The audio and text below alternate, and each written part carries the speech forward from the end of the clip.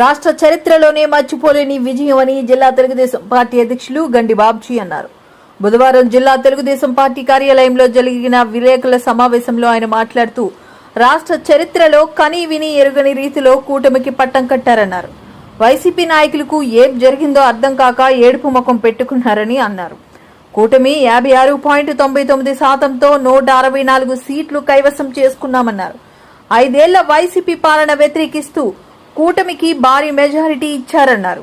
ఎప్పుడు బటన్ నొక్కడం తప్పడా ఏం చేశారో చెప్పలేదు.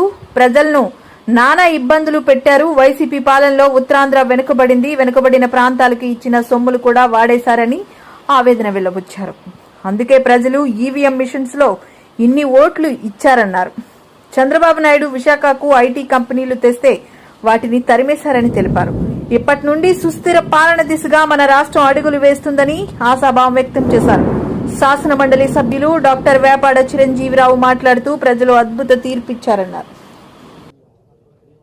ఇది చాలా మంది వైసీపీ నాయకులకి అసలు అది ఏం జరిగిందో కూడా అర్థం కావాలని పరిస్థితిలో ప్రజలు తీర్పిచ్చారు. నిజంగా అంటే ప్రజలు ఈ 5 సంవత్సరాల్లో మనం చాలా సందర్భాల్లో మాట్లాడుతున్నప్పుడు మీరు చెప్పిన మాట ఏమిటంటే, ఎప్పుడు ప్రజలకు అవకాశం వస్తుందా, మా కసి మేము ఎప్పుడు తీర్చుకోవాలనే ఎదురు చూపులతో ఉండి ఆ కసినంతటినీ కూడా ఈరోజు ఎన్నికల్లో చూపించారనేది మనందరికీ అర్థం అవుతుంది. అసలు ఎన్నికల విశ్లేషణ చేసుకుంటే వైఎస్ఆర్సీపీకి కానీ వాళ్ళ నాయకులకు కానీ వాళ్ళ ముఖ్యమంత్రి మాజీ ముఖ్యమంత్రి ఇంకా ముఖ్యమంత్రి అందాకల్లా ఆపద్ధర్మ ముఖ్యమంత్రి ఉన్నట్టున్నాడు. ఆ ముఖ్యమంత్రికి కానీ అసలు దిమ్మ తిరిగిపోయి అసలు ఏంటి జరిగిందో కూడా అర్థం కాని పరిస్థితి అని చెప్పి నిన్న మీరు ప్రెస్ మీట్లో కూడా ఏదో దొంగేళ్ళు పిలిచినట్టు ఏంటి చెప్తున్నాడు. సో ఇవన్నీ కూడా ప్రజలు గమనించారు. మరొకసారి మీ అందరికీ ముఖ్యంగా మీడియా సోదరులకి మళ్ళీ ప్రజలకి కార్యకర్తలకి ధన్యవాదాలు తెలియజేసుకుంటూ, మీకు మీ అందరికీ తెలిసే ఉంటుంది ఓటు షేరు, ముఖ్యంగా టీడీపీ యొక్క ఓటు షేర్ ఈవేళ సుమారు 45.6% వచ్చింది. మరి అట్లాగే బీజేపీ 2.83, జనసేన 8.56, ఈ మూడు కలిపి సుమారు 56.99% ఓట్లతో ఈవేళ బంపర్ మెజార్టీ సీట్లు ఈవేళ మేము కైవసం చేసుకోవడం జరిగింది. దీనికి ముఖ్యంగా ప్రజలకి మేము అందరం కూడా ధన్యవాదాలు తెలియజేస్తున్నాం. ఏ రోజు కూడా ప్రజలు ఎట్లాగా ఉన్నారు, పాత రోజుల్లో చెప్తారు రాజులు పరిపాలించేటప్పుడు, ప్రజలు ఈ పరిపాలన గురించి ఏమనుకుంటున్నారనే ఉద్దేశంతో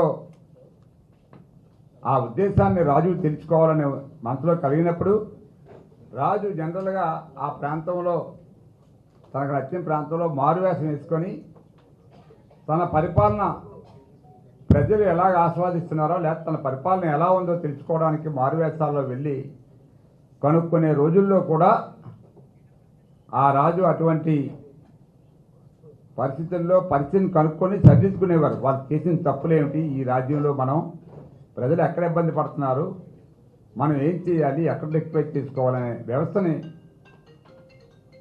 ఏర్పాటు చేసుకొని పరిపాలించేవారు. మరి ఈ మూర్ఖుడికి లక్షలు 100 మందిని సలహాదారులు పెట్టుకొని మరి ఈ ఐ ప్యాక్ అని ఆ ప్యాక్ అని ఈ ప్యాక్ అని మళ్ళీ అదొక ఇంటెలిజెన్స్ని పెట్టుకొని మరి ఏం ఇంటెలిజెన్సీ అతనికి మరి చెప్పిందో కానీ ఈ రాష్ట్రంలో ప్రజలు ఎలా పరిపాలిస్తున్నారో అని చెప్పడానికి కూడా అవకాశం లేని విధంలో, తెలుసుకోలేని విధంలో ఉన్నారంటే ఎంత మూర్ఖులో ఎంత మూర్ఖంగా పరిపాలించాలో ఇవాళ ప్రజలు చెప్పారు. మళ్ళీ ఒకసారి వాళ్ళకి బుద్ధి చెప్పారు. అందువల్ల మరొకసారి ఈవేళ మనం అందరం కూడా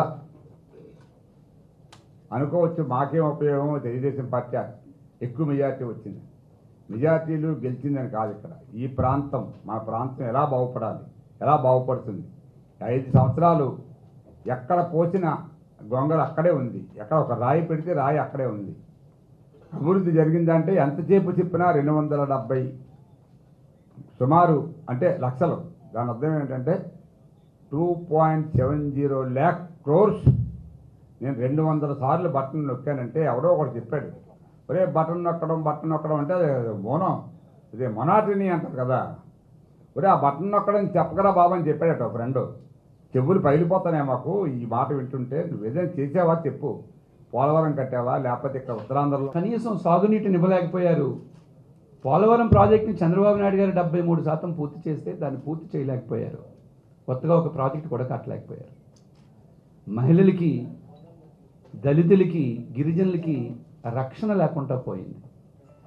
ఒక వాక్యంలో చెప్పాలంటే ఈ 5 సంవత్సరాల్లో రాష్ట్రం సర్వనాశనం అయిపోయింది. ఈ విషయాన్ని ఎప్పటికప్పుడు చంద్రబాబు నాయుడు గారు చెప్తూనే ఉన్నారు.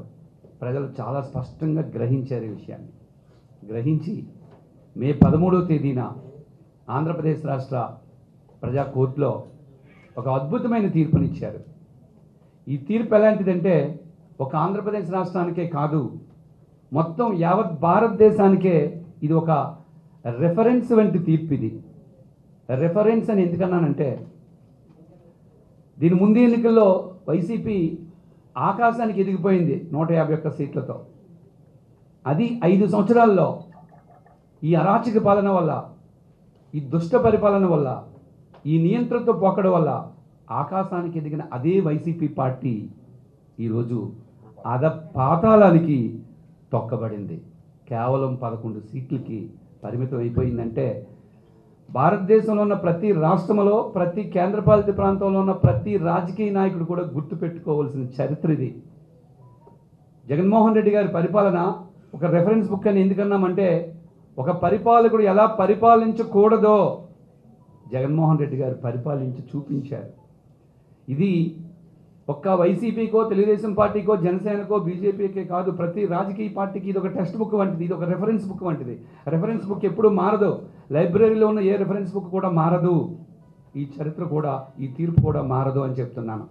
అంటే ప్రతి రాజకీయ నాయకుడు ఏం గుర్తుపెట్టుకోవాలి, ఈ ప్రతి పాలకుడు ఏం గుర్తుపెట్టుకోవాలి, మనకి ప్రజలు పట్టం కడితే ప్రజల పక్షాన నిలబడాలి, అంతేగాని కక్ష సాధింపు చర్యలతో ఎప్పుడూ పరిపాలించకూడదు. మనం వేసే ప్రతి అడుగు ప్రజల వైపు ఉండాలి, అంతేగాని నియంత్రణతో పోకడలకు వెళ్ళకూడదు అని ఈ తీర్పు చెప్పింది. కాబట్టి ఈ తీర్పు పక్కాగా ఒక రెఫరెన్స్ అని నేను కానీ పెద్దలు కానీ చెప్పాల్సిన పరిస్థితి వచ్చింది. నేనైతే స్పష్టంగా చెప్తున్నాను. కాబట్టి నేను ఎప్పుడూ చెప్తూ ఉంటాను, దక్షిణ భారతదేశంలో తెలివైన ప్రజలు ఆంధ్రప్రదేశ్ ప్రజలు అని. ఈ ఆంధ్రులు విజ్ఞులని ఎందుకంటున్నానంటే ఈ 5 సంవత్సరాల పరిపాలన చూశారు. ఎలా ఉండకూడదో అలా ఉన్నది. ఇది 2014లో క్లిష్ట పరిస్థితుల్లో రాష్ట్రాన్ని కాపాడే శక్తి చంద్రబాబు నాయుడు గారికి ఉందని ఆ రోజు అధికారాన్ని కట్టబెట్టారు. ఆయన చక్కగా లోట్లో ఉన్న రాష్ట్రాన్ని మిగిలిలోకి తీసుకొచ్చాడు. రాజధాని లేని రాష్ట్రానికి రాజధాని కల్పించాడు. ప్రాజెక్టులు లేని రాష్ట్రానికి ప్రాజెక్టులు నిర్మించడం మొదలుపెట్టారు. అట్లాంటి రాష్ట్రాన్ని ఈ 5 సంవత్సరాల్లో సర్వనాశనం చేసేశారు. ప్రజలు ఈ విషయాన్ని గ్రహించారు. ఎక్కడ పాతపట్నం నుంచి కుప్పం వరకు అక్కడ ఇక్కడ తేడా లేకుండా ప్రతి ప్రాంతంలో ఉన్న ప్రజలు కూడా మరలా ఇలాంటి పరిస్థితుల్లో రాష్ట్రానికి అనుభవజ్ఞుడు, విజనరీ ఉన్న నాయకుడు చంద్రబాబు నాయుడు గారు కావాలని చెప్పి అద్భుతమైన మెజారిటీతో కనీ విని ఎరగని, ఏదో సినిమా డైలాగ్లో చెప్పాలంటే నెవర్ బిఫోర్ ఎవర్ ఆఫ్టర్ ఇలాంటి చరిత్ర ఇప్పటికొచ్చి లేదు. రాబోయే పరిస్థితి, రాబోయే కాలంలో ఇంకొకసారి రాదని చెప్పి ప్రజలు తీర్పిచ్చారు. కాబట్టే ఆంధ్రప్రదేశ్ ప్రజలకి, విజ్ఞులైన ఓటర్లకి తెలుగుదేశం పార్టీ తరపు నుంచి మరొక్కసారి మేము మనస్ఫూర్తిగా ధన్యవాదాలు తెలియజేస్తున్నాం. ముఖ్యంగా విశాఖపట్నం ప్రాంత ప్రజలకి మరొక్కసారి మేము ధన్యవాదాలు ఎందుకు తెలియజేస్తున్నామంటే లాస్ట్ టైం 2019 ఎన్నికల్లో ఆ వైసీపీ సునామీలో ప్రతి చోట తెలుగుదేశం పార్టీ ఓడిపోయినప్పటికీ విశాఖ ప్రజలు మాత్రం ఇక్కడ తెలుగుదేశం పార్టీకి పట్టం కట్టారు. కారణం ఏంటో మీకు తెలుసు.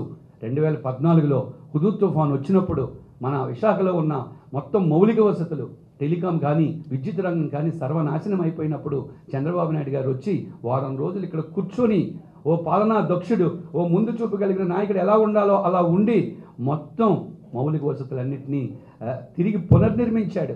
ఆ ఘనత చంద్రబాబు నాయుడు గారికి దక్కింది. ఈ విషయాన్ని విశాఖ ప్రజలు గుర్తు పెట్టుకునే మరలా విశాఖ పట్టం కట్టారు. అదే విశాఖ ప్రజలకి